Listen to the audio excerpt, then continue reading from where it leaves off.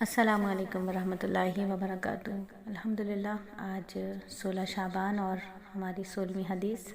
اس وقت ہم موجود ہیں سلیس درس حدیث کے حلقے میں، جہاں ہم اللہ کے نبی صلی اللہ علیہ وآلہ وسلم کی حدیث مبارکہ کو سنتے ہیں، پڑھتے ہیں، اس نیت کے ساتھ، اس دعا کے ساتھ کہ نہ صرف یہ حدیث ہمیں یاد ہو جائیں بلکہ ہماری عملی زندگی بھی ان کے مطابق چلے۔ اللہ رب العزت ہم سب کو پڑھنے سننے سے زیادہ عمل کرنے کی توفیق عطا فرمائے اور عمل ہمارا اخلاص والا بن جائے۔ آج کی جو حدیث ہے وہ ہے غیبت سے متعلق۔ غیبت کرنا زنا سے بھی زیادہ بدتر ہے۔ یعنی ہم زنا کو تو بہت برا سمجھتے ہیں، اور زنا کو بھی صرف اس زنا کو برا سمجھتے ہیں کہ ایک مرد اور عورت بستر پر لیٹ جائے، ہم سمجھتے ہیں صرف وہ زنا ہے، جبکہ احادیث میں، بہت ساری احادیث میں بالکل یہ واضح بات ہے کہ کانوں کا زنا ہے، آنکھوں کا زنا ہے، پیروں کا زنا ہے، ہاتھوں کا زنا ہے، یعنی جسم کے ہر عضو سے زنا ہو سکتا ہے، تو ہمیں ہر طرح کے زنا سے بچنا ہے۔ اب غیبت زنا سے بھی زیادہ بدتر اور زیادہ سخت چیز ہے۔ غیبت کو تو ہم لیتے ہی نہیں، اس کو تو ہم بہت ہلکا سمجھتے ہیں۔ میرے نبی نے فرمایا غیبت کرنا زنا سے زیادہ سخت ہے۔ یعنی غیبت کیا ہے؟ کسی کی ایسی بات کرنا جو اس کو بری لگ جائے، جب وہ سامنے اس کے کریں تو وہ اسے بری لگے، یہ غیبت ہے۔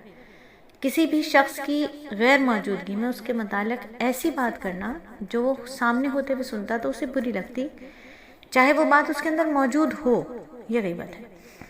اگر وہ برائی اور عیب موجود نہیں ہے اس کے اندر جو کی اس کے پیٹھ پیچھے، وہ تو بہتان ہے، اور یہ غیبت سے بھی زیادہ بڑا گناہ ہے۔ حدیث میں غیبت کو زنا سے بدتر فرمایا گیا۔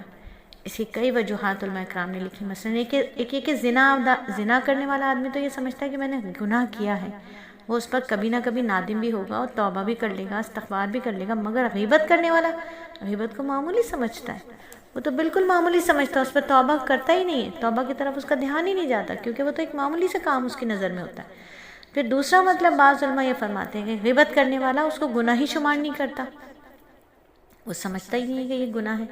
تیسرا مطلب یہ کہ غیبت کرنے والے کی توبہ قبول نہیں ہوتی، کیونکہ یہ حقوق العباد ہے، جس کی غیبت کی ہے جب وہ معاف نہیں کرتا تو اللہ بھی معاف نہیں کرتے۔ ہمارے ثانی محترمہ جب اس حدیث کو ہمیں سمجھا رہی تھی تو فرما رہی تھی کہ غیبت اتنا شدید گناہ ہے، اتنا شدید گناہ ہے کہ اور نقصان اس کا بہت بڑا ہے، اس کا نقصان بڑا بڑا ہے۔ فرما رہی کہ انسان جو ہے محشر میں ایک ایک نیکی کے لیے ادھر سے ادھر بھٹک رہا ہوگا، ایک ایک نیکی جو اس نے اخلاص سے کی ہوگی نا، ایک تو اخلاص والی نیکیاں تھوڑی، اب وہ یہ جو تھوڑی نیکیاں اخلاص والی، وہ بھائی پتہ چلا بھائی اتنی نیکیاں اس کے پاس ہیں، یہ جنت کے ٹوکن ہیں، یہ اخلاص والی نیکیاں کیا ہے؟ جنت کے دروازے میں داخل ہونے کے کہتی ہیں ٹوکن ہے۔ اب جنت کے دروازے پر پہنچ جائیں گے ٹوکن لے کے، بھائی چلو جی کلیئر ہو گئے ہر جگہ سے، اب جنت میں جا رہے ہیں۔ جب دروازے پہ پہنچیں گے اب یہ اخلاص والی جو نیکی ہے، جو خالص نیکی ہے، جس کی غیبت کی ہوگی وہ یہ نیکی لینے آئے گا۔ وہ جو ڈھیر ہے نا نیکیوں کے، ہم سمجھ رہے ہیں ہم نے اتنی نمازیں پڑھی، اتنے نوافل پڑھے، اتنے قرآن پڑھے، اتنے صدقات دیے، اتنی نیکیاں کی، تو وہ ڈھیر میں تو اخلاص والی چنی جائیں گی پہلے۔ اب اخلاص والی کتنی تھی؟ جو خالص اللہ کے لیے کی تھی، وہی بہت تھوڑی، کہ کہیں نہ کہیں کوئی نفس نے بہکا دیا، دکھاوا آ گیا، ریاکاری آ گئی، تو نیکیاں تو ویسے بہت تھوڑی رہ جائیں گی، اصل نیکی اخلاص والی۔ اب جب وہ اخلاص والی نیکی لے کے جنت کے دروازے پہ پہنچے تو وہاں وہ خاتون کھڑی ہوئی ہیں جن کی غیبت کی تھی، وہ کہیں گی بھائی یہی نیکی تو مجھے چاہیے اخلاص والی، تو کتنا بڑا نقصان ہے۔ تو بس دعا کرتے ہیں کہ اللہ تعالی ہمیں غیبت کرنے اور سننے سے بچا لے۔ بہت بڑا نقصان ہے، بہت بڑا نقصان ہے، اللہ کی ناراضگی۔ اللہ تعالیٰ قرآن میں خود فرماتے ہیں کہ تم میں سے کوئی کسی کی غیبت نہ کرے۔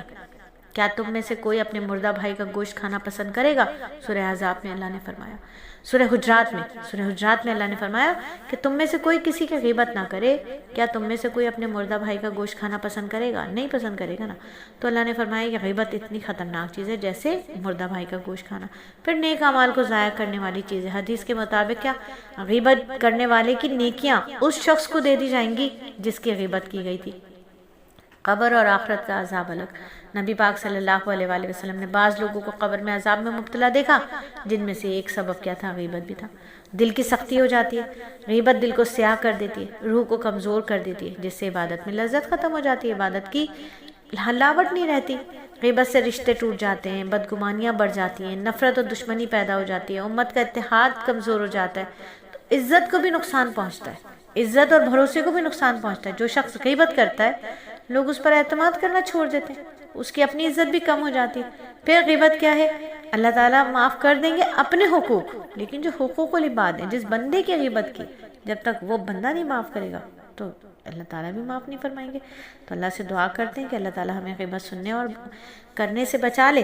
بولنے سے پہلے ہمیں سوچنا ہے کہ بات سامنے والے کے منہ پہ کہی جا سکتی ہے، وہ برداشت کر سکے گا، نہیں کر سکتا تو چھوڑ دیں، اس بات میں فائدہ ہی کیا ہے۔ مجلس بدل دیں یا موضوع بدل دیں، اپنی خامیوں پر توجہ دیں کہ اس میں جو برائیاں اس سے کہیں زیادہ برائیاں تو میرے اندر ہیں، کثرت سے استغفار کریں۔ کہا نا کہ اسلام کی خوبی ہے کہ آدمی لغویات کو چھوڑ دے، اور لغو بات، بیکار بات جس میں دنیا اور آخرت کا کوئی فائدہ نہ، وہ بیکار ہے تو چھوڑ دینا چاہیے۔ تو اس حدیث پر ہم بھی دعا کرتے ہیں، اور پھر ہم بھی کہتے ہیں کہ اللہ تعالیٰ آج تک ہم نے جن کی غیبت کی ہے، اگر وہ سن رہے ہیں تو وہ ہمیں معاف کر دیں۔ انسان ہے، منہ سے نکل جاتی ہے کوئی بات ایسی دل آزاری والی جو سامنے کہتے تو دل آزاری ہو جاتی، تو اللہ رب العزت ہمیں معاف فرمائے اور آپ بھی ہمیں معاف فرمائیے۔ اللہ تعالیٰ آئندہ نہ کرنے کا عہد کرتے ہیں کہ غیبت نہ کریں گے، نہ سنیں گے۔ اللہ تعالیٰ ہمیں غیبت سے بچا لیجئے، ہمیں نفس کے حوالے ہم کو نہ کیجئے۔ آمین ثم آمین۔